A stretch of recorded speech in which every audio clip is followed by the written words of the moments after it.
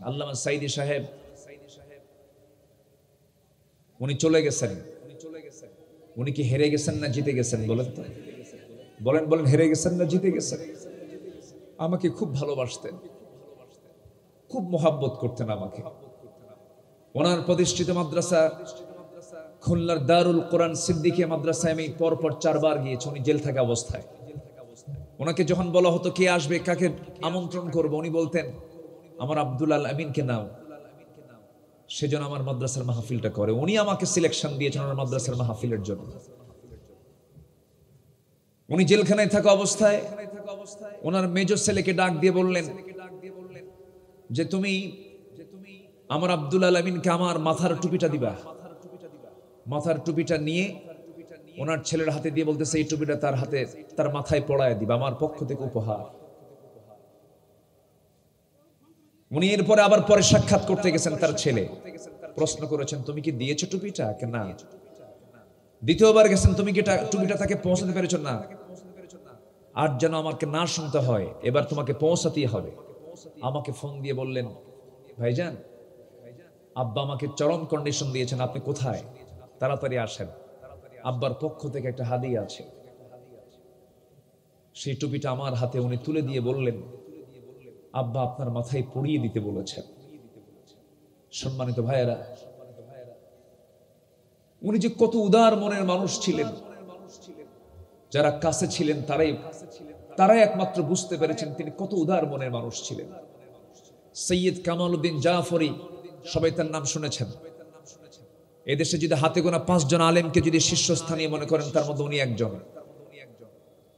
জাফরি সাহেব এবং আল্লামা সাইদ রাহিমাহুল্লাহ দুজন সফরে গেছেন ইরানে। কোথায় গেছেন? ইরানে সফরে গেছেন। সেখানে রাতের বেলা তারা একই বিছানায় ঘুমাচ্ছিলেন, একই রুমে ঘুমাচ্ছিলেন। রাতের বেলা আল্লামা সাইদি রাহিমাহুল্লাহ তিনি দেখেন জাফরি সাহেবের জুতাটা একটু ময়লা হয়ে আছে। ওনার লুঙ্গি দিয়ে উনি ওনার জুতাটা মুছতেছেন। উনি টের পেয়ে এসে বলতেছেন সাইদি সাহেব, এটা আপনার কি আচরণ হলো?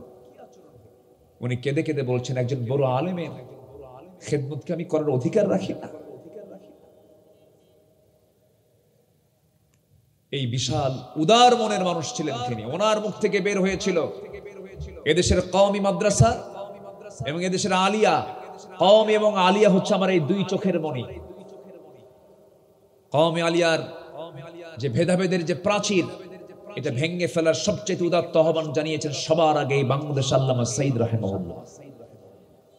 সেই সাইদি সাহেবকে তিলে তিলে জেলখানায় আটকে রেখে শেষ পর্যন্ত দিল্লির প্রেসক্রিপশনে 2023-এর 14 আগস্ট তাকে দুনিয়া থেকে বিদায় করে ফেলা হয়। 14 আগস্টে তার শাহাদত বরণ হলো। 24-এর 5 আগস্ট সব দেশ থেকে তারা পালাতে বাধ্য হয়েছে। আসতে বলবেন না, জোরে বলুন ঠিক কিনা। 1 বছরও পার করতে দেয় নাই তিনি আমার কে। আসতে বলবেন না, তিনি আমার কে। অতএব এই জাতি যেন এই শিক্ষা নিতে পারে, এই জাতির যারা নেতৃত্ব দিচ্ছেন তারাও যেন এই শিক্ষা নিতে পারে যে জুলুম করে নেতৃত্ব কোনোদিন টেকসই হতে পারে না। এবং সাথে কথাও লাগিয়ে দিতে চাই আপনাদেরকে, আমরা সব দেখা শেষ করেছি। কোরআনের মাহফিলের সামনে সিদ্ধান্ত নিয়ে দেব, আমরা কি কোরআনকে একটাবার কি আমরা দেখতে চাই না ভাই? সবাইকে দেখতে চান? এই জমিনে, এই ভূখণ্ডে কোরআনের রাজ কায়েম হোক, সবাই কি চান? সবাই কি চান? একটু আকাশের মালিক একটু আকাশের দিকে হাত তুলে একটু দেখে দেন না ভাই।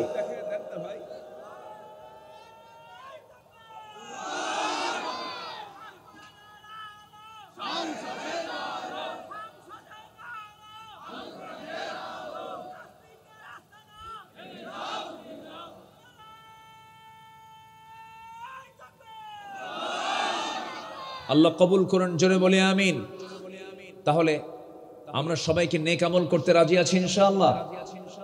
নেক আমল হচ্ছে এমন একটা আমল যে নেক আমলের ফলাফল হচ্ছে দুনিয়ার জিন্দেগিতে তার হায়াতটা আল্লাহ পাক বরকতময় করে দিবেন, সুখময় করে দিবেন। আমি তো মনে করি, চিন্তা করুন গত 1 বছর আগেই যার পাসপোর্ট গোটা পৃথিবীর জন্য বরাদ্দ ছিল, আজকে তার পাসপোর্ট একমাত্র ইন্ডিয়া ছাড়া গোটা পৃথিবীর কোথাও আর আলো হয় না। আমার কি কথা বোঝা যায় ভাই? শুধুমাত্র বদ আমলের কারণে আমরা নেক আমল করব। জোরে বলি ইনশাআল্লাহ, আর জোরে বলি ইনশাআল্লাহ। সম্মানিত ভাইয়েরা, আমরা সবাই দুনিয়া থেকে বিদায় নেব, নেক আমল করি আমরা বিদায় নিতে চাই। আল্লাহ রাব্বুল আলামিন সুন্দর করে জন্য বলছেন, বান্দার আমি তোকে আদর করে বলছি, সোহাগ দিয়ে বলছি, তোকে মোহাব্বত করে বলছি, বান্দা হাক্কা তুকাতিহি ওয়া লা তামুতুন্না ইল্লা ওয়া আনতুম মুসলিমুন। আমি আল্লাহ আমাকে যথাযথভাবে ভয় করে চলো এবং সত্যিকারের মুসলমান না হয়ে মরো না, মুসলমান হয়ে তোমাকে মরতে হবে। আল্লাহ পাক আরেক জায়গায় আরো দরদ নিয়ে বলছেন, ইত্তাকুল্লাহা ওয়াল তানজুর নাফসুম মা কদ্দামাত লিগাদিন ওয়াত্তাকুল্লাহ ইন্নাল্লাহা খাবীরুম বিমা তা'মালুন। জোরে বলুন আল্লাহু আকবার। ও বান্দা, তুমি আমাকে ভয় করো এবং লক্ষ্য করে দেখো তুমি আগামী দিনের জন্য কি জমা করে আনছো, কি নিয়ে কামল তুমি নিয়ে এসেছো, তার দিকে লক্ষ্য করো। কারণ যেদিন তুমি মরে যাবে সেই দিন থেকে তোমার সমস্ত আমলের সিলসিলাগুলো বন্ধ হয়ে যাবে, সমস্ত আমলের ধারাবাহিকতা বন্ধ হয়ে যাবে। ইনকাতা আমালুহু, সব আমলগুলো বন্ধ হয়ে যাবে। অতএব মৃত্যুর পূর্বেই তুমি আমলগুলো করে আসো, আমি তোমার জন্য জান্নাত রেখে দিয়েছি। আমার বন্ধুগণ, আমার ভাইরা, এই দুনিয়া ছেড়ে সবাই চলে যাব, সত্যের উপর আমাকে আপনাকে অটল থাকতে হবে। হেদায়েত চাইতে হবে কার কাছে বলেন? আসতে বলেন, হেদায়েত চাইতে হবে কার কাছে? আল্লাহর কাছে হেদায়েত চাইতে হবে। আল্লাহর কাছে বলতে হবে কেমন করে?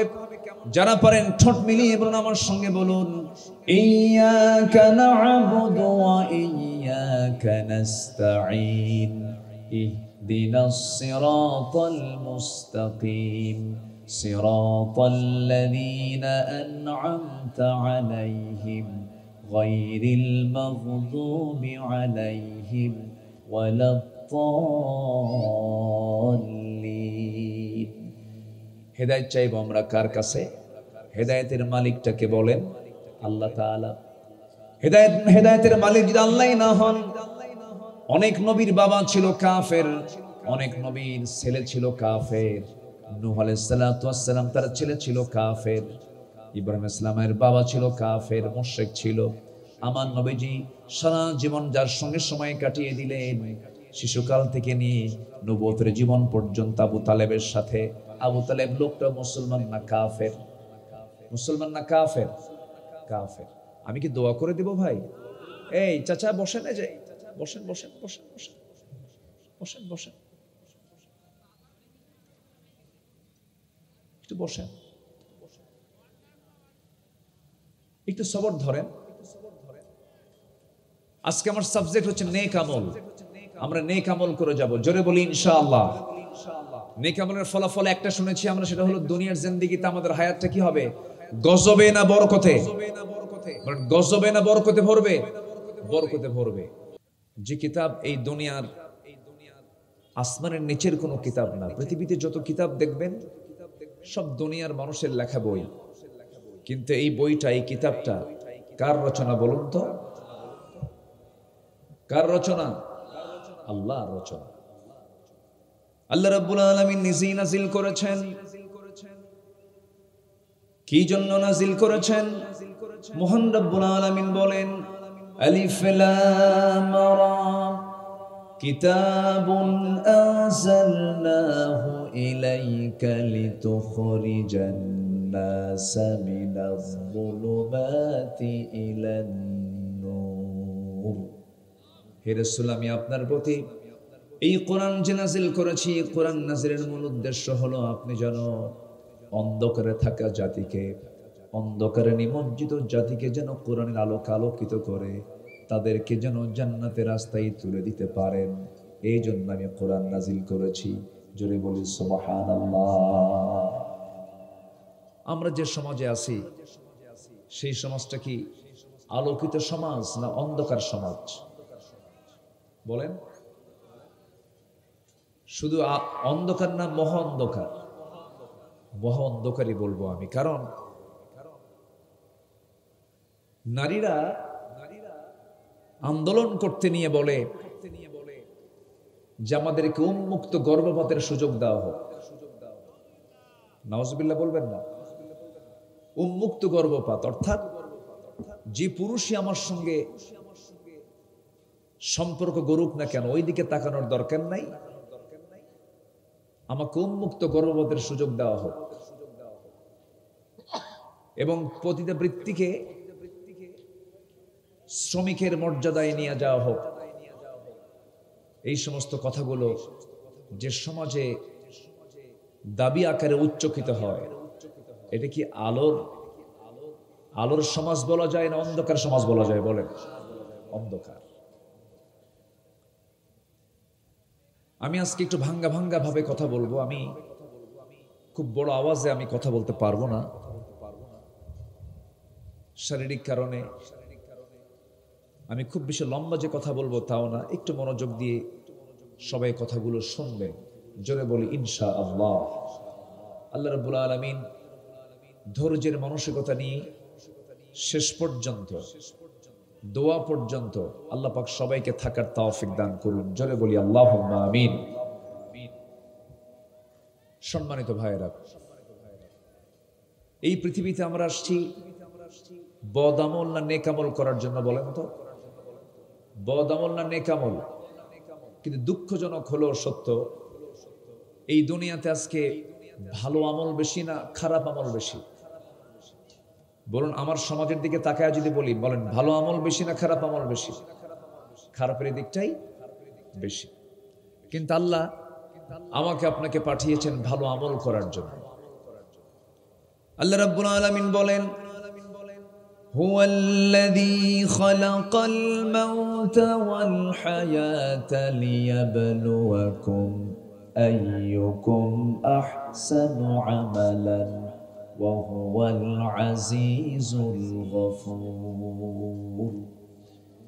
তিনি সেই মহান প্রভু যিনি তার বান্দাকে জীবন এবং মৃত্যু সৃষ্টি করেছেন যেন তিনি বুঝে নিতে পারেন কোন কোন বান্দাগুলো ভালো আমল করে যেতে পারলো। লিয়াবলুয়াকুম আইয়ুকুম আহসানু আমালা, নেক আমলের জন্য এই দুনিয়াতে পাঠানো হয়েছে মানুষকে। কিন্তু আজকে আমরা যদিও মুসলমান দাবি করি, কিন্তু মুসলমান হিসেবে ইসলামী সমাজের যে বৈশিষ্ট্য, মুসলিম সমাজের যে বৈশিষ্ট্য, তা আজকে আমাদের সমাজের ভিতরে নাই। আমার বন্ধুগণ, ইসলামী সমাজের বৈশিষ্ট্য হলো সমাজের ভিতরে নামাজি বেশি হবে, বেনামাজি কম হবে। সমাজের ভিতরে যাকাত দাতা বেশি হবে, সুদের পরিমাণ থাকবে না বলা চলে। সমাজের ভিতরে বৈধ সম্পর্ক বেশি হবে, বিয়ের সম্পর্ক বেশি হবে, পরকীয়া অবৈধ কোনো সম্পর্ক নাই বললেই চলে, এরকম থাকবে সেই সমাজের বৈশিষ্ট্য। কিন্তু আজকে যদি আমরা লক্ষ্য করে দেখি, আজকের সমাজে বিয়ের পরিমাণ বেশি না জেনার পরিমাণ বেশি? বিয়ে না জেনা? জেনা। সুদ না যাকাত? বলেন বলেন, সুদ না যাকাত? সুদ। নামাজি না বেনামাজি? বলেন। সমাজের অধিকাংশ লোকগুলো নামাজি না বেনামাজি? তাহলে আমরা মুসলমান বটে, কিন্তু মুসলমানের জন্য যে ইসলামী সমাজের যে বৈশিষ্ট্য, সেই বৈশিষ্ট্য কি আজকের সমাজে আমরা দেখতে পাচ্ছি? দেখতে পাচ্ছি না। সম্মানিত ভাইয়েরা, আমার কথা কি সবাই শুনতে পাচ্ছেন, বুঝতে পাচ্ছেন তো? কারো কোনো সমস্যা নাই? বলি আলহামদুলিল্লাহ। সম্মানিত ভাইয়েরা, তাহলে আমরা মুসলমান, কিন্তু আমরা ইসলামী সমাজের যে বৈশিষ্ট্যগুলো, তা আমাদের এই সমাজে আমরা লক্ষ্য করতে পারছি না, আমরা দেখতে পাচ্ছি না। কেন? ইসলামের কোনো গন্ধ আজকের সমাজে আমরা লক্ষ্য করতে পারছি না। কেন? মূল কারণ হচ্ছে মুসলমান হয়েছি বটে, কিন্তু মুসলমানরা আজকে প্রকৃত ইসলাম থেকে, কোরআন থেকে আমরা কি কাছে না দূরে চলে গেছি? বলেন তো, দূরে না কাছে? দূরে চলে গেছে। যদি এখানে প্রশ্ন করা হয়, যত মানুষ এখানে এসেছেন, হাজার হাজার মানুষ, যদি বলি কোরআনটাকে সহি করে পড়তে পারেন কতজন মানুষ? বেশি লোকের কি হাত উঠবে? না, খুব কম সংখ্যক লোকের হাত উঠবে যারা কোরআনটাকে সহি করে পড়তে পারে। কেন এমন সিচুয়েশন হলো? কেন এমন সিচুয়েশন তো হওয়ার কথা ছিল না। এর জন্য সবার আগে বলবো, ব্যক্তিগত দোষ এটা ঠিক আছে, কিন্তু রাষ্ট্রেরও দোষ আছে না নাই? আসতে বলো, রাষ্ট্রের দোষ আছে না নাই? আছে, রাষ্ট্রেরও দোষ আছে। মন্ত্রণালয় ছিল, শিক্ষা মন্ত্রণালয় ছিল। এই 54 বছর ধরে যারা দেশ চালিয়েছেন, তারা প্রতিষ্ঠান তৈরি করেছেন, স্কুল আছে, কলেজ আছে, ইউনিভার্সিটি আছে, মেডিকেল আছে, ইঞ্জিনিয়ারিং আছে। যে দেশের সংখ্যাগরিষ্ঠ 90% মুসলমান, যে কোরআনটা সহি করে না পড়তে পারলে তার নামাজই হয় না। অথচ সেই কম্পালসারি বিষয়টা এই জাতি সম্পূর্ণ মাহরুম হয়ে পড়ে আছে। কারণ সিলেবাসের ভিতরে এমন কোন বাধ্যতামূলক কোন শিক্ষার এই পদ্ধতি চালু করা হয় নাই। আমরা আগামীর বাংলাদেশ দেখতে চাই, প্রতিটি শিক্ষাঙ্গনে কোরআন শিক্ষাকে বাধ্যতামূলক করা হোক। এই মতের পক্ষে কি সবাই রাজি আছেন? এদেশের প্রত্যেকটা নাগরিক মুসলমান যারা, তাদের কোরআন শেখা সুন্নত না ফরজ? বলেন সুন্নত না ফরজ? এই ফরজ শিক্ষা জাতিকে বঞ্চিত করা হয়েছে 54 বছর। যারা এসেছিলেন, এদেশের বৃহৎ 4টি দল, এর মধ্যে একটি দল শুধু ইসলামী দল, আর বাকি যে দলগুলো ছিল তারা দেশ শাসন করেছেন 9 বছর, 25 বছর, 16 বছর। কেয়ারটেকাররা 2-3 বছর করে চালাইছেন। সবার নামের আগে মুহাম্মদ থাকলেও, সবাই মুসলিম পরিবারের সন্তান হলেও, যে কোরআন সহি ছাড়া জানাজা নামাজ হবে না, যে কোরআন সহি ছাড়া নামাজ হবে না, যে কোরআন সহি ছাড়া আল্লাহর নাজাত পাওয়া যাবে না, সেই শিক্ষা ব্যবস্থায় যারা নিশ্চিত করতে পারে নাই, ওই সমস্ত নেতৃত্ব মানার দরকার মুসলমানদের নাই। আমরা আগামীর দেশ দেখতে চাই কোরআনের দেশ। আগামীর শিক্ষা ব্যবস্থায় দেখতে চাই সবার আগে কোরআনের শিক্ষা। সকল শিক্ষার পাশাপাশি সবার আগে রাখতে হবে কিসের শিক্ষা? বলেন, কোরআনের শিক্ষা। আমার বুকটা ফেটে যায় জানেন, একটা মানুষ 70 বছর বয়স হয়ে গেছে, সূরা ফাতিহা পড়তে পারে না। কোরআনকে প্রশ্ন করুন, কোরআন তুমি কাকে লানত দাও? কোরআন জবাব দিচ্ছে, আমি কোরআন তাকে লানত দেই যে কোরআনটাকে সহি করে পড়ে না। রুব্বা কারিন লিল কুরআনি ওয়াল কুরআনু ইয়ালআনুহু। কোরআন তাকে লানত দেয় যে কোরআনটাকে সহি করে পড়ে না, কোরআনটাকে সুন্দর করে সহি করে উচ্চারণ করে না, তার প্রতি লানত দেয় কোরআন নিজে। এই জন্য আমার বন্ধুগণ, কোরআনের মাহফিলে এসেছি আমরা, প্রথম যে আহ্বান থাকবে আমার পক্ষ থেকে, আমরা কোরআনটা সুন্নত মনে করে শিখবো না ফরজ মনে করে শিখবো। বলেন বলেন বলেন, নামাজ পড়া কি? জোরে বলেন। যে পাগল তার জন্য নামাজ পড়া কি? হ্যাঁ, ফরজ। পাগলের জন্য নামাজ আছে? তাহলে নামাজ সবার জন্য ফরজ না। নামাজ ফরজ, সবার জন্য ফরজ না। রোজা রাখা কি? জোরে বলেন, আরো জোরে। যে অসুস্থ তার জন্য কি ফরজ? না। যাকাত দেওয়া কি? ফরজ। যে ফকির, যে ভিক্ষা করে, ওর জন্য যাকাত আছে নাকি? না। যাকাত ফরজ, সবার জন্য না। নামাজ ফরজ, সবার জন্য না। রোজা ফরজ, সবার জন্য না। কোরআন শেখা কি? কার জন্য? বলেন বলেন, সবার জন্য। তাহলে যাকাত ফরজ কিছু লোকের জন্য, নামাজ ফরজ সবার জন্য নয়, রোজা ফরজ সবার জন্য নয়, কিন্তু কোরআন শেখা সবার জন্য ফরজ। কে করে দিয়েছেন? আসতে বলবেন না, কে করে দিয়েছেন?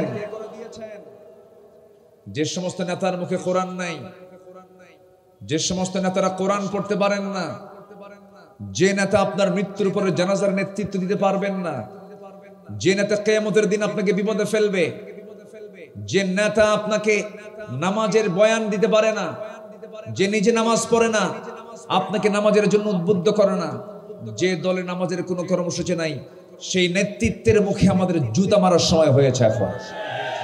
সব নেতৃত্ব বাদ দিয়ে আমরা কোরআনের নেতৃত্ব ধরবো, আমরা ইসলামের নেতৃত্ব ধরে আগামীর পূর্ব দিগন্ত উদয় হবে ইসলামের সূর্য, ইসলামের পতাকা।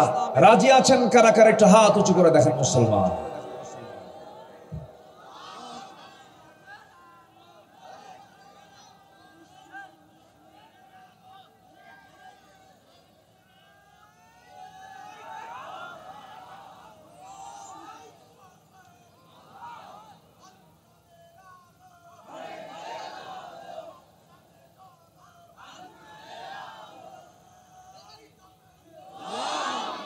আল্লাহ কবুল করুন, জোরে বলে আমিন, আরো জোরে আল্লাহুম্মা আমিন। সম্মানিত ভাইয়েরা, সম্মানিত বন্ধুগণ, কোরআনের মাহফিলে কোরআন নিয়ে প্রাথমিক পর্যায়ে এসেনশিয়াল একটা কথা বললাম, সবার কি মনে থাকবে?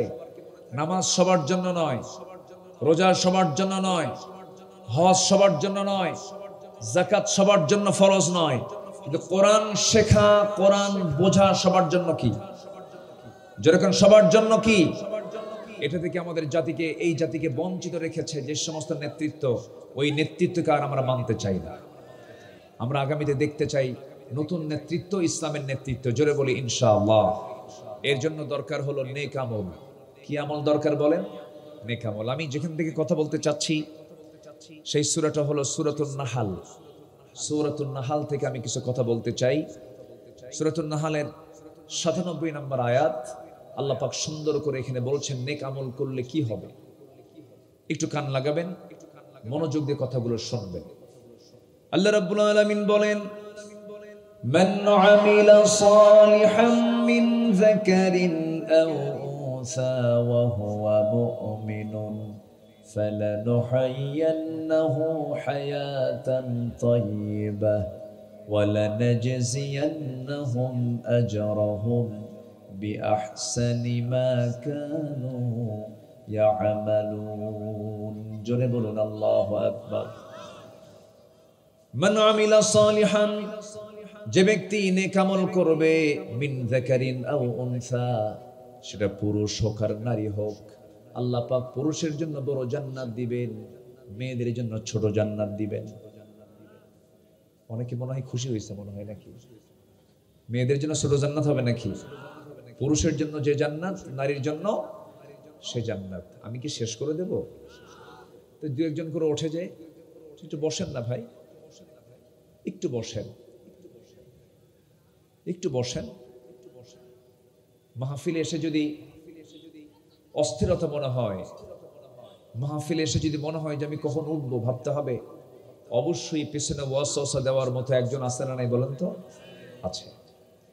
আপনি পৃথিবীতে এখন এই অঞ্চলে কোথাও এর চাইতে শ্রেষ্ঠ জায়গা পাবেন না, যেখানে বসলে গুনাহ মাফ হচ্ছে, যেখানে বসলে ফেরেশতারা দোয়া করতেছে, যেখানে বসা মাত্র ফেরেশতারা আল্লাহর কাছে দোয়া করছে, আল্লাহ এই বান্দার তামাম জিন্দেগীর গুনাহগুলোকে মাফ করে দাও। তাহলে আপনি এর চাইতে আর উত্তম জায়গা আপনি কোথায় পাবেন? একটু বসেন, একটু ধৈর্য ধরি আমরা। তাহলে জান্নাত মেয়েদেরও যত বড়, পুরুষেরও তত বড়। কিন্তু দুনিয়ার জিন্দেগিতে ছেলে যে সম্পদ পায়, মেয়ে বাবার সম্পত্তি সমান পায় না কম পায়? আসতে কয় বেশি পায় না কম পায়? কম পায়। এই জন্য ওই যে নারীবাদীরা রাস্তায় নেমে নেমে বলে আমাদের কোরআনও ঠকায় দিছে। জোরে কোন নাউজুবিল্লাহ, আরো জোরে কোন নাউজুবিল্লাহ। বোঝে না ওরা, বোঝে না, না বুঝে এই কথাগুলো বলে। আচ্ছা বলুন তো, বউ স্বামীকে দেখবে না স্বামী বউকে দেখবে? বলেন বলেন বলেন বলেন। অর্থ খরচ করবে, খরপোশ দেবে, সকল কিছু ব্যয় করবে, এটা কি স্বামীর দায়িত্ব না বউয়ের দায়িত্ব? অনেকে চুপ করে আছে। বউয়ের কামাই খাবেন নাকি? বলেন কার দায়িত্ব? বলেন এই দায়িত্ব কে দিয়েছেন? আসতে বলবেন না, কে দিয়েছেন? আল্লাহ দিয়েছেন। তাহলে স্বামী যদি ফকির হয়, অর্থাৎ কম সম্পদ হয়, বউ যদি কোটি টাকার মালিক হয়, আল্লাহ পাক কোথাও বলেননি বউ যদি সচ্ছল হয় বউকেই দেখতে হবে স্বামীকে, স্বামীর দেখা লাগবে না, এমন কথা কিন্তু আপনি কোথাও পাবেন না। তাহলে মেয়েরা যা পায় তাদের আয় আছে, ব্যয় নাই। বলেন আয় আছে, ব্যয় নাই। কিন্তু পুরুষের আয় আছে, ব্যয় আছে। তাহলে পুরুষের সম্পদের ঝুঁকি আছে না নাই? আচ্ছা, মেয়েদের সম্পদের কোনো ঝুঁকি আছে? কোনো ঝুঁকি নাই। কথাগুলো কিন্তু বুঝতে হবে। আচ্ছা, কোন মহিলার বিয়ে হলো, বিয়ে হওয়ার পরে তালাক হয়ে গেছে, তালাক হওয়ার পর তালাকপ্রাপ্ত ওই মেয়েটা বাবার বাড়ি ফিরে আসে, কিন্তু বাবা বেঁচে নাই, কার বাড়ি আসবে? হ্যাঁ, ভাইয়ের বাড়ি আসবে। ভাই বলল, তুইও 2 বিঘা আমিও 2 বিঘা, তুই যা। কি কথা কি বুঝতেছেন আপনি? তুইও 2 বিঘা আমিও 2 বিঘা, সমান সমান, তুই তোর মতো করে চল। আল্লাহ যে বিধান দিয়েছেন, অবশ্যই এর মধ্যে অবশ্যই কল্যাণ আছে না নাই? আসতে বলবেন না, আছে না নাই? এরপরেও গড়ে ফেরেছে, আপনি জরিপ করে দেখবেন, আপনি পুরুষ মানুষ, আপনার সম্পদগুলো হেরে যায়, ফুরে যায়, নষ্ট হয়ে যায়, প্রচুর পরিমাণ ব্যয় হয়, আয়ের চাইতে ব্যয় বেশি হয়ে যায়। কিন্তু একজন নারী শুধু স্বামীর কাছ থেকে পায় না, শুধু বাবার কাছ থেকে পায় না, স্বামীর কাছ থেকে পায়, ছেলের কাছ থেকে পায়, মেয়ের কাছ থেকে পায়। শুধু যদি সন্তান যদি আগেই মারা যায়, মা তার অধিকার সম্পদ তার থেকে পেয়ে যায়, 1/6 পেয়ে যায়। এইরকম করে মায়ের সম্পত্তি, বাবার সম্পত্তি, ছেলের সম্পত্তি, মেয়ের সম্পত্তি, সব দিকগুলো এক জায়গায় যোগ করে এরপরে বিয়ের সময় যে বিশাল পরিমাণ যে একটা মোহরণা ধার্য করা হয়, সেটা সহ, সোনাদানা সহ সবগুলোকে এক জায়গায় করলে দেখা যায় গচ্ছিত সম্পদের পরিমাণ পুরুষের চাইতে আল্লাহ পাক নারীর সম্পদে বরকত বেশি রেখে দিয়েছে। কেউ তো সুবহানাল্লাহ বললেন না ভাই? জোরে বলেন না ভাই, সুবহানাল্লাহ। কিন্তু ইসলাম নারীকে যে সম্মান দিয়েছে, এই বিষয়টা আজকের সমাজ বুঝতে চায় না। কি ধরনের দরদি মানুষ তারা! বলতেছে 1 লক্ষ যৌনকর্মী আমাদের দেশে আছে, তাদেরকে শ্রমিকের অধিকার দেওয়া হোক। কত বড় বেকুব, কত বড় বেকুব এটা বলেন। আপনি বলেন তো, আপনার মেয়েকে আপনি যৌনকর্মী দেখতে চান? কোন সচেতন পিতামাতা কখনো তার মেয়েকে, তার বউকে যৌনকর্মী দেখতে চায়? এখন প্রশ্ন হলো যে এই 1 লক্ষ যৌনকর্মী যে আমার দেশে আছে, এদের এই পথে এরা আসলো কেমনে? আপনি এটার পিছনে জরিপ করে দেখবেন। আমি কসম করে বলছি, আল্লাহর কসম করে বলছি, হলফ করে বলতে চাই, অধিকাংশ নারীর এই জীবন বেছে নেওয়ার কারণ হচ্ছে, অন্যতম কারণ, তারা বেছে নেয়নি, তারা ব্ল্যাকমেইলের শিকার হয়েছে, প্রতারণার শিকার হয়েছে, অপহরণের শিকার হয়েছে, বাধ্য হয়ে তাদেরকে ওই পথে তাদেরকে বাধ্য করা হয়েছে।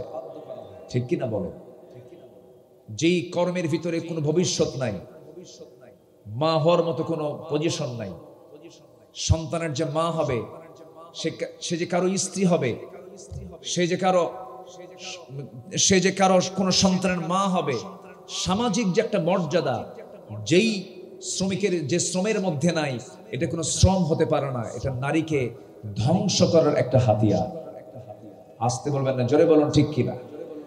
সম্মানিত ভাইয়েরা, আমার মা বোন যারা আসছেন, আমি তাদেরকে উদাত্ত আহ্বান জানাবো, আপনার জন্য জান্নাত কিন্তু কম হবে না। পুরুষ যে জান্নাত পাবে, আপনি সেই পরিমাণ জান্নাত পাবেন। সর্বনিম্ন জান্নাত হবে হলো 10টা পৃথিবীর মতো একটা জান্নাত। জান্নাত মানে ছোট হয়ে গেছে, জোরে বলেন না ভাই, সুবহানাল্লাহ। কয়টা পৃথিবীর মতো একটা জান্নাত বলেন? 10টা পৃথিবী। এই পৃথিবী কি ছোট? কত বড় পৃথিবী! 10টা পৃথিবীর মতো একটা জান্নাত হবে। সর্বনিম্ন যে জান্নাতটা দেওয়া হবে, আল্লাহ পাক তাকে 10টা পৃথিবীর মতো একটা জান্নাত দিয়ে দিবেন। আল্লাহ বলছেন, মান আমিলা সালিহাম মিন যাকারিন আও উনসা, যে ব্যক্তি নেক আমল করবে, পুরুষ হোক অথবা মহিলা হোক, এই দুনিয়ার জিন্দেগিতে সে যদি মুমিন হয়ে থাকে, আমি তাকে বরকতময় জীবন দান করব। তাহলে এই দুনিয়াতে নেক আমলের ফলাফল হলো, নেক আমল যারা করবে, ওজনে যারা কম দেবে না, জমির আইল যারা ঠেলবে না, সম্পদ নিয়ে যারা ভাই বোনে উল্টাপাল্টা করবে না, এক ভাইকে কম দিল, এক ভাইকে বেশি দিল, বাবার সম্পত্তির ওলট পালট করে এমন বাপ আছে না নাই বলেন? আছে। এই সমস্ত অপকর্ম যারা করবে না, যারা ইনসাফ কায়েম করবে, ন্যায় বিচার যারা করবে, নেক আমল যারা করবে, ফরজ হুকুমকে যারা লঙ্ঘন করবে না, আল্লাহ বলছেন দুনিয়ার জীবনে তার উপকার হলো আমি আল্লাহ রাব্বুল আলামিন দুনিয়ার জীবন আমি তাকে বরকতময় হায়াত দিয়ে দেব। জোরে কোন সুবহানাল্লাহ। নেক আমল করলে পরে বরকতময় হায়াত দান করবেন তিনি আমারকে, আর খারাপ আমল করলে পরে মাওয়ারি দিল্লি গিয়ে পড়ে থাকতে হবে। কোথায় পড়ে আছে? নেকামল, নেকামল না বদামল? বলেন নেকামল না বদামল? নেকামল না বদামল? বদামল। এমন কোন আকাম কুকাম নাই যা তার জীবনে আসে নাই। আমি বলি কি জানেন সে কেমন? তার মধ্যে ফেরাউনের কিছু খাসলত আছে। ফেরাউন বললে ভুল হবে, নমরুদের কিছু খাসলত আছে। আবার ওটা বললে ভুল হবে, আবু জেলেরও কিছু খাসলত আছে। সবগুলো রস দিয়া এটাকে বানানো হয়েছে। কি রাগ করতেছেন নাকি আপনারা? রাগ করলেও কিছু যায় আসে না তো।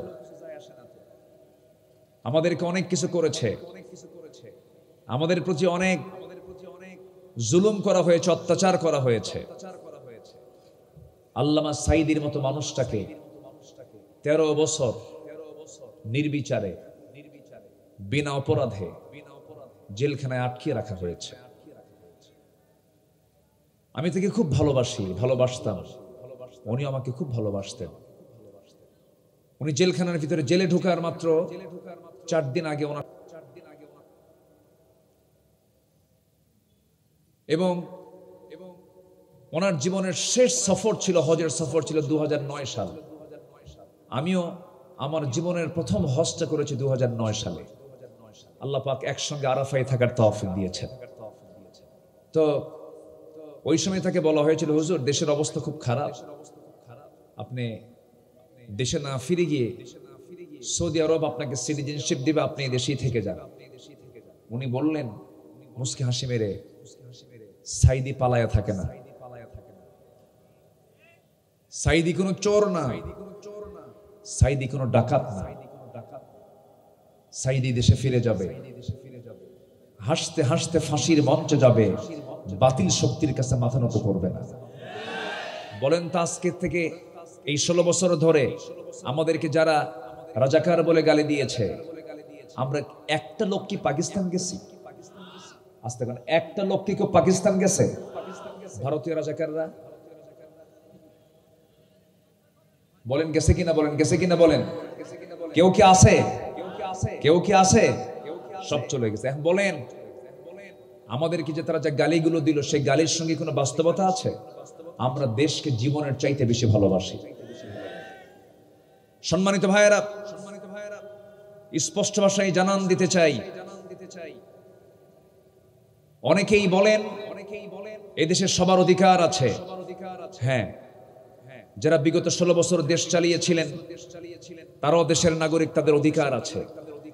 কিন্তু সকল বৈধতা পেতে পাওয়ার আগে, কয়েক মাস আগে জুলাই আন্দোলনে যে 2000 মানুষকে জীবন দিতে হলো, এই 2000 শহীদের বিচার আগে বাংলার জমিনে হতে হবে। 2000 জীবনকে আগে ফেরত দিতে হবে। ফেরত, মার কোলে এই সন্তানগুলোকে ফেরত দাও। 30,000 আহত, এখন 30,000 আহত ওই জুলাইয়ের আন্দোলনে, যাদের পা নাই, যাদের চোখ নাই, অনেকের হাত নাই, কর্মহীন হয়ে পড়ে আছে, ওদের হাত পা সব ভালো করে দিতে হবে। নাম্বার 3, শাপলার চত্বরে অসংখ্য আলেমকে শহীদ করা হয়েছে, এগুলোর সঠিক তদন্ত করে বিচার করতে হবে। 57 জন অফিসার, কোন বিশ্বযুদ্ধ, প্রথম বিশ্বযুদ্ধ, দ্বিতীয় বিশ্বযুদ্ধে এতগুলো অফিসার একসঙ্গে মারা যায়নি। যা পরিকল্পিত নাটক সাজিয়ে পিলখানার সে হত্যাকাণ্ড চালানো হয়েছে, মেজর গোলজার সহ এদেশের ফার্স্ট ক্লাস নাগরিক, তারা দেশের জন্য অনেক কিছু করেছেন, তাদেরকে শহীদ করা হয়েছে। এই সমস্ত অফিসারদের জান এবং নেতৃত্ব ফেরত দিতে হবে। এদেশের মানুষের মাথার ঘাম পায়ে ঝরানো, মাথার ঘাম পায়ে ঝরানো সেই পরিশ্রমের ফসল, কৃষিকাজ, গার্মেন্ট শিল্প, বিভিন্ন পরিশ্রমের মধ্যে অর্জিত যে অর্থ, জনগণের টাকার, এই জনগণের যে সম্পদ, যে অর্থ, এর থেকে $234 বিলিয়ন যে সম্পদ দেশে পাচার করা হয়েছে, দেশ থেকে বাইরে পাচার করা হয়েছে, সকল সম্পদ ফেরত দিয়া দেশে রাজনীতি করতে হবে। ঠিক কিনা বলেন? সম্মানিত ভাইয়েরা, বিগত 16 বছরে জরিপ অনুযায়ী 60,000 মানুষকে গুম করা হয়েছে, খুন করা হয়েছে। প্রত্যেকটি হত্যার বিচারের পর তাদের সকল কিছুর সুবিধা তারা ভোগ করতে পারবে। আসতে বলবেন না, জোরে বলুন ঠিক কিনা, জোরে বলুন ঠিক কিনা। সম্মানিত ভাইয়েরা, আমরা মানুষকে ভালোবাসি, আমরা মহব্বত করি, কিন্তু ওদের মধ্যে কোনো মায়া ছিল না ভাই, ওদের মধ্যে মায়া ছিল না। এই ঝিনাইদহে ছোট্ট ছেলেকে মেরে লাশ হয়ে গেছে, তার চোখটা তুলে নিয়েছে, দুটো চোখ তুলে নিয়েছে। মা বলে দিল, ও জালেমরা, আমার সন্তানের জীবন তোরা নিলি নিলি, কিন্তু আমার সন্তানের মায়াবী চেহারা আমাকে ভালো করে দেখতে দিলি না।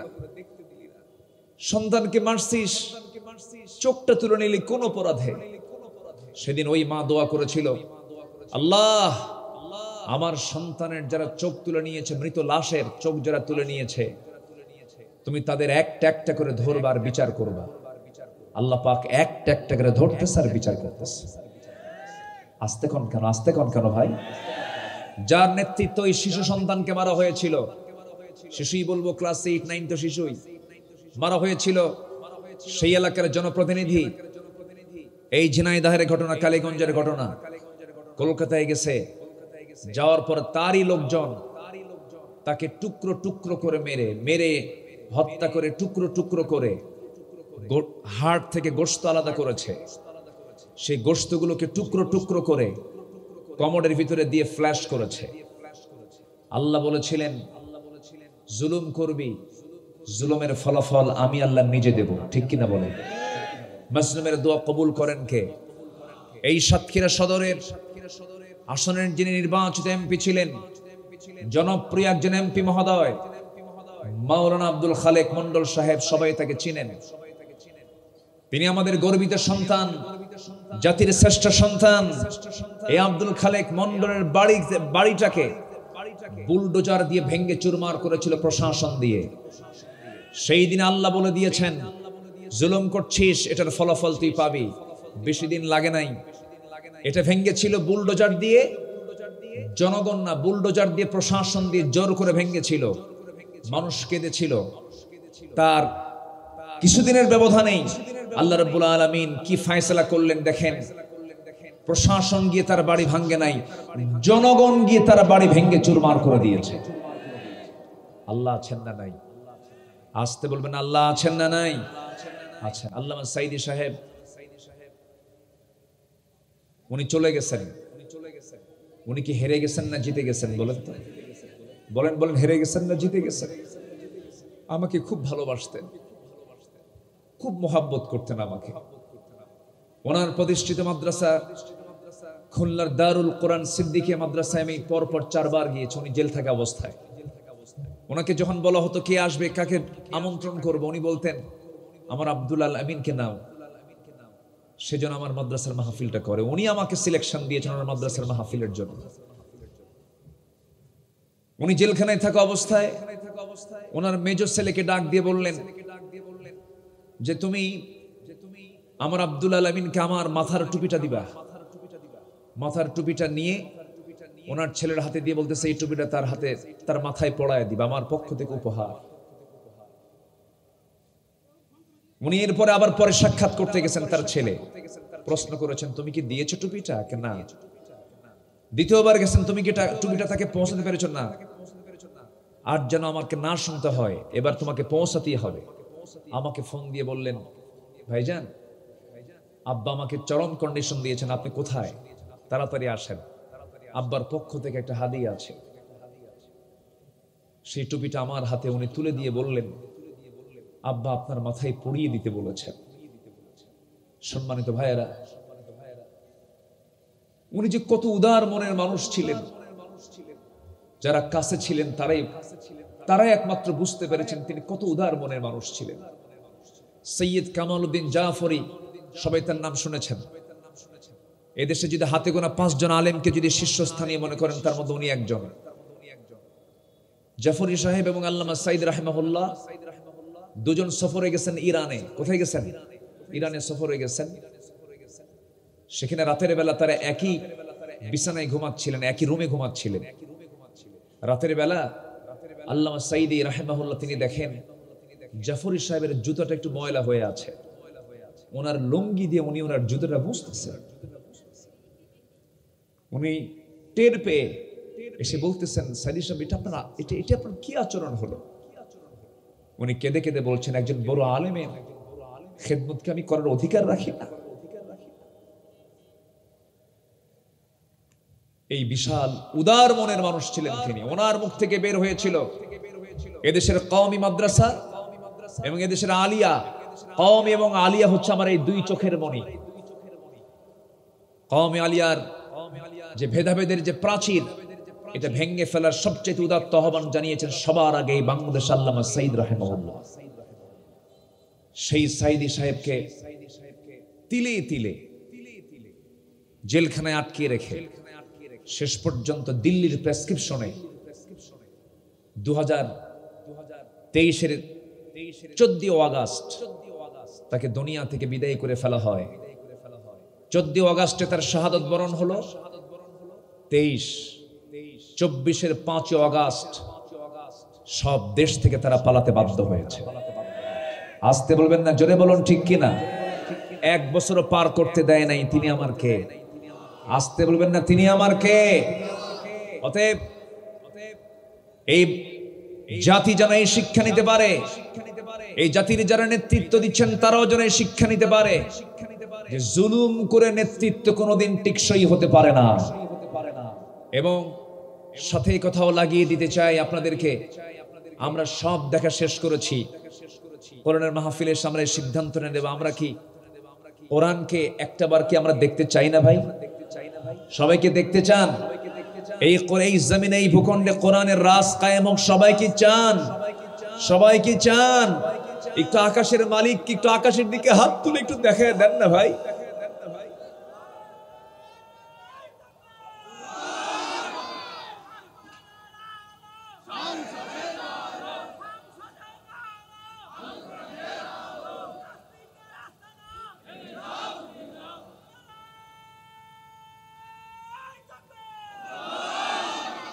আল্লাহ কবুল করুন, জোরে বলি আমিন।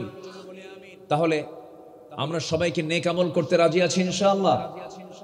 নেক আমল হচ্ছে এমন একটা আমল যে নেক আমলের ফলাফল হচ্ছে দুনিয়ার জিন্দেগিতে তার হায়াতটা আল্লাহ পাক বরকতময় করে দিবেন, সুখময় করে দিবেন। আমি তো মনে করি, চিন্তা করুন, গত 1 বছর আগেই যার পাসপোর্ট গোটা পৃথিবীর জন্য বরাদ্দ ছিল, আজকে তার পাসপোর্ট একমাত্র ইন্ডিয়া ছাড়া গোটা পৃথিবীর কোথাও আর আলো হয় না। আমার কি কথা বোঝা যায় ভাই? শুধুমাত্র বদ আমলের কারণে আমরা নেক আমল করব। জোরে বলি ইনশাআল্লাহ, আরো জোরে বলি ইনশাআল্লাহ। সম্মানিত ভাইয়েরা, আমরা সবাই দুনিয়া থেকে বিদায় নেব, নেক আমল করি আমরা বিদায় নিতে চাই। আল্লাহ রাব্বুল আলামিন সুন্দর করে জন্য বলছেন, বান্দার আমি তোকে আদর করে বলছি, সোহাগ দিয়ে বলছি, তোকে মোহাব্বত করে বলছি, বান্দা হাক্কা তুকাতিহি ওয়া লা তামুতুন্না ইল্লা ওয়া আনতুম মুসলিমুন।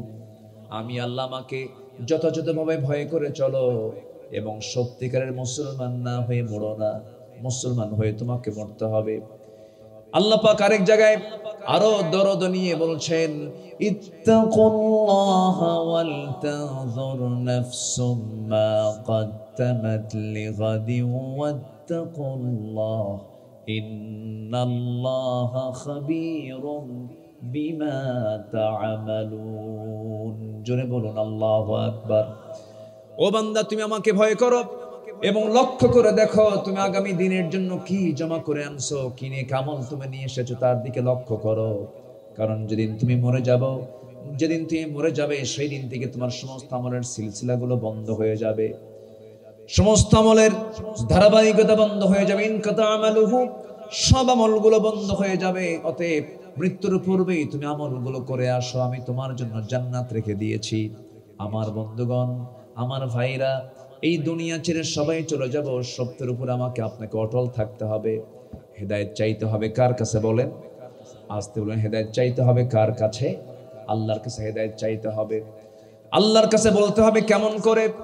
যারা পারেন ঠোঁট মিলিয়ে বলুন আমার সঙ্গে, বলুন ইয়্যাকা না'বুদু ওয়া ইয়্যাকা নাস্তাঈন ইহদিনাস সিরাতাল মুস্তাকিম সিরাতাল লাযীনা আন'আমতা আলাইহিম গায়রিল মাগদুবি আলাইহিম ওয়ালাদ-দাল্লিন। হেদায়েত চাইবো আমরা কার কাছে? হেদায়েতের মালিকটাকে বলেন আল্লাহ তাআলা। হেদায়েতের মালিক যদি আল্লাহই না হন, অনেক নবীর বাবা ছিল কাফের, অনেক নবীর ছেলে ছিল কাফের। নূহ আলাইহিস সালাতু ওয়াস সালাম তার ছেলে ছিল কাফের, ইব্রাহিম আলাইহিস সালামের বাবা ছিল কাফের, মুশরিক ছিল। আমার নবীজি সারা জীবন যার সঙ্গে সময় কাটিয়ে দিলেন, শিশুকাল থেকে নিয়ে নবুয়তের জীবন পর্যন্ত আবু তালেবের সাথে। আবু তালেব লোকটা মুসলমান না কাফের? মুসলমান না কাফের? কাফের। আমি কি দোয়া করে দিব ভাই? এই চাচা বসেন, এই যে বসেন বসেন বসেন বসেন বসেন বসেন,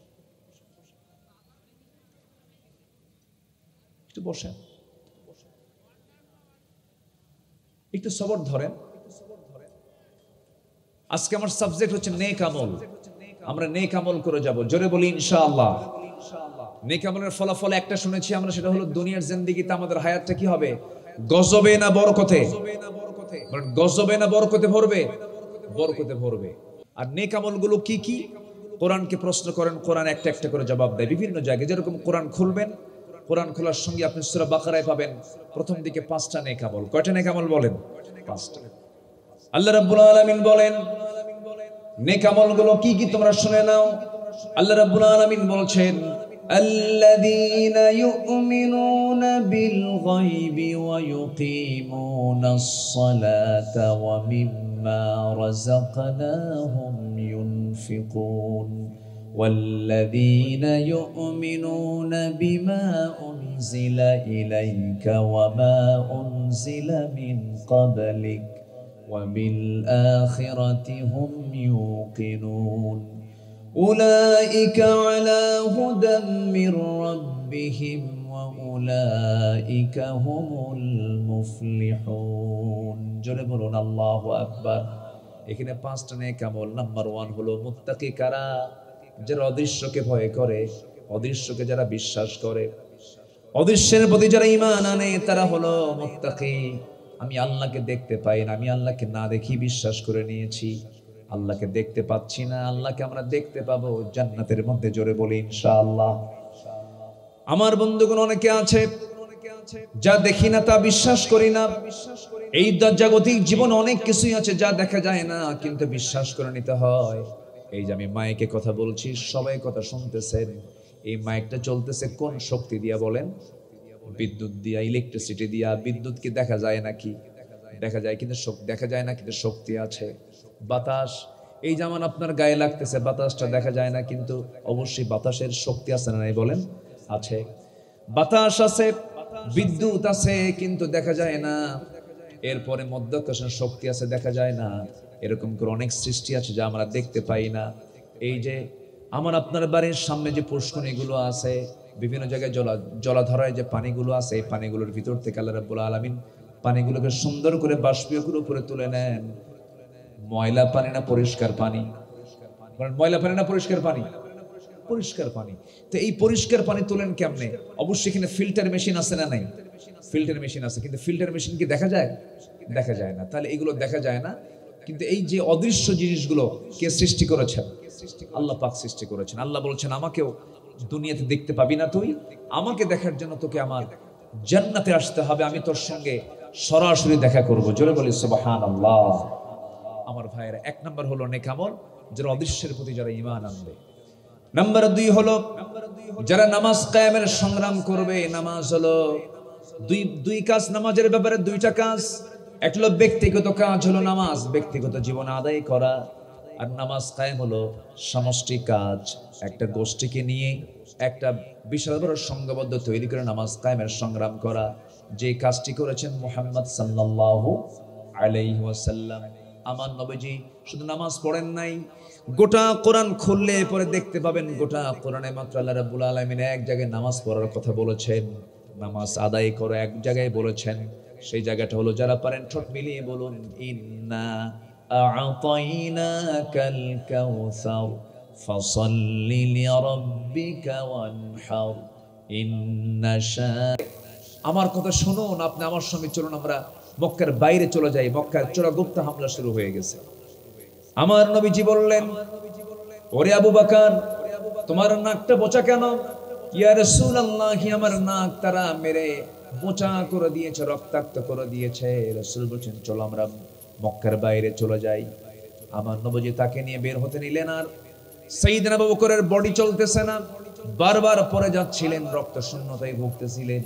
আমার রাসূল বলছেন, আবু বকর, তোমার দেহ তো রক্ত নাই, তুমি যে কোনো মুহূর্তে মারা যাবে। তিনি উটের পাল খুঁজলেন, ছাগলের পাল খুঁজলেন, কিছু দুধ সংগ্রহ করার জন্য পাচ্ছিলেন না। এমন সময় একটা ছাগলের পাল পেলেন, ছাগলের রাখাল সামনে পেলেন। রাখালকে ডাক দিয়ে বলছেন, রাখাল, তুমি আমাকে একটা সাগি দেবে নাকি? কি করবেন আপনাকে আপনার পরিচয় কি? পরিচয় পরে বলবো। একটা সাগি দেবে নাকি? কেন, কি করবেন আপনি? আমার বন্ধু আবু বকর রক্ত শূন্যতায় ভুগতেছে, সে মারা যাবে, দেখো তো একটা সাগি দেওয়া যায় নাকি আমাকে? রাখাল বলতেছে, আমি দিতে পারবো না, কারণ এই ছাগলগুলোর মালিক তো আমি নই। আমি যদি দিতে যাই আমানতের খেয়ানত হয়ে যাবে। আমার নবীজি মুস্কি মুস্কি হাসি মেরে মনে মনে চিন্তা করে, না হারে, আজকের এই মরুতপ্ত বালুর ভিতরে থাকে এই লোকটার ভিতরে ঈমান নাই, কিন্তু তার মধ্যে ঈমানের গুণ আছে। আর আজকের সমাজে বহু ঈমানদার আছে, কিন্তু ঈমানের কোনো গুণ নাই। নবীজি তার কথা শোনা আকৃষ্ট হলেন। রাখালকে ডাক দিয়ে বলছেন, রাখাল, আমি তোমার কাছে এমন একটা সাগি এখন চাবো, যে সাগিটার ওলানে কোনোদিন দুধ আসে নাই, বাটে কখনো দুধ আসে নাই। তুমি এমন একটা ছোট্ট সাগি তুমি আমাকে দাও। এখন এই রাখাল মনে মনে চিন্তা করে, লোকটা পাগল নাকি? ছোট্ট সাগি দিয়ে কি করবে? ছোট্ট সাগির পেটে যে বাচ্চা আসে নাই, যার ওলানে কোনোদিন দুধ আসে নাই, সেখান থেকে সে দুধ দহন করবে কেমনে? আমার রাসূল বলছেন, তুমি মুটি মিটি করে হাসছো কেন? কি চিন্তা করছো? আপনি কি পাগল নাকি? তুমি আমাকে দাও। নবীজি কিচ্ছু বললেন না। হাসির স্থলে ওই রাখালটা করলো কি, ছোট্ট একটা সাগি নিয়ে এসে নবীর হাতে যখন দেওয়া হলো, নবীজির ছোট্ট সাগিটা দুই উরুর মাঝখানে নিয়ে নিলেন।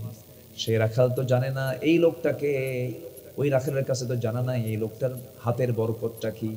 আমার নবীজির হাতের বরকতে আকাশের চাঁদ যে দ্বিখণ্ডন হয়, আমার নবীজির হাতের বরকত, ছোট যখন তিনি ছিলেন ডান দিকে হাত নিতেন, আকাশের চাঁদটা ডান দিকে চলে যেত। বাম দিক থেকে ইশারা করতেন, আকাশের চাঁদটা বাম দিকে চলে যেত। আমার নবী যখন দুই হাত ইশারা করে যখন হাতটা নিচের দিকে নিয়ে আসতেন, আকাশের চাঁদটাও নিচের দিকে চলে আসতো। যেরকম সুবহানাল্লাহ। সেই নবীজির হাতের বরকত তো এই রাখাল জানে না। রাসূল যখন ছোট্ট সাগিটা যখন কোলের মধ্যে নিয়ে যখন দুধের বাটে যখন হাত দিয়েছেন, যখন তিনি সেই দুধের যখন এটাকে কি বলে এলাকায়, ওলানে যখন হাত দিয়েছেন, এলাকায় কি বলে? কি বাট বলে না উলান বলে? দুটাই কয়। আপনাদের ভাষা তো সুন্দর, আপনার সঙ্গে তো আমি পারবো না। আপনাদের ভাষা অনেক সুন্দর, মিষ্টি, মাশাআল্লাহ, বলি আলহামদুলিল্লাহ। এই এলাকার ভাষার সাথে পারা কঠিন, কারণ পার্সি তো এই কি বলে না, কি বলে, নদিয়া। নদিয়া বাংলা ভাষার উৎপত্তি হয়েছে নদিয়া থেকে। মুর্শিদাবাদ, নদিয়া, এগুলো তো সব পাশাপাশি। এই জন্য আপনাদের ভাষাগুলো খুব সুন্দর ভাষা। আপনাদের ভাষার মধ্যে কিছু অলংকার আছে, কিছু ভাষার মধ্যে কিছু গহনা আছে। যেরকম সেদিন কোথায় যেন এক মাহফিলে এক বুড়ো চাচা শুধু শব্দ শেষে শুধু বলো বলতেছে, হুজুর আমার জন্য দোয়া করবেন, বলো। কি বুঝতেছেন কি? বলো। বলো শব্দটা এলাকায় আছে না নাই বলেন তো? আছে। আপনাদের শব্দের শেষে বলো শব্দটা চলে আসে। দেখেন না যে কোথায় যেন এক মাহফিলে পার্শ্বে এক চেয়ারম্যান বসে বলতেছে, একদম চোখ মুখ বাষ্ট করে দেবো, বলো। বলো কইছে কিনা? বলো কইছে না? ওখানে বলো শব্দটা আছে। আমি ভাবতেছিলাম যে কি বলো শব্দটা আসলো কেমনে, তো পরে দেখি না, এটা বলো শব্দটা হচ্ছে এটা এই দেশের এই এলাকার একটা নামের শেষে একটা অলংকার। বলি আলহামদুলিল্লাহ। কি চোখ মুখ কি করে দেব? বাষ্ট করে দেব, বলো।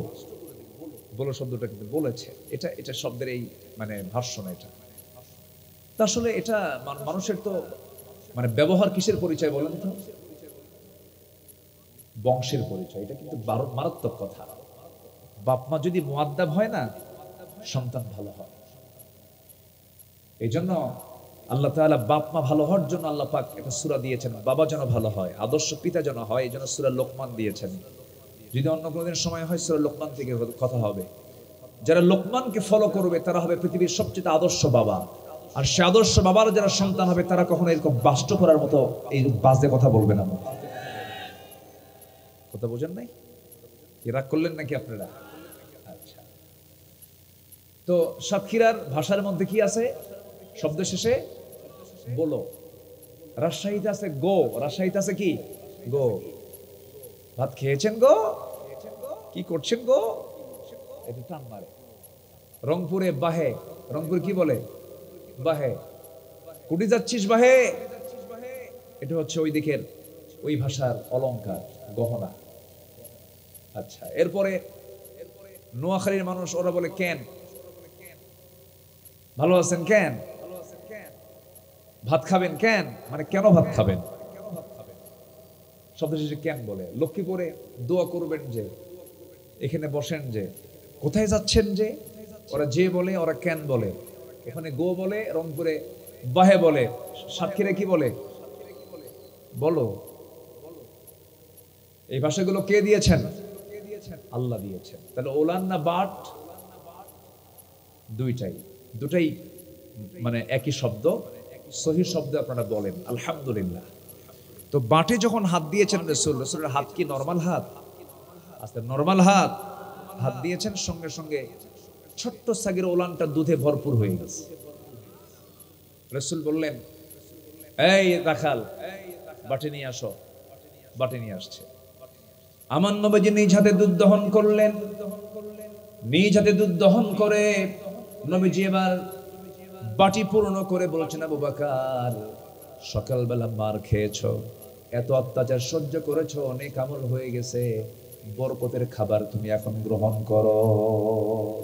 যেরকম সুবহানাল্লাহ।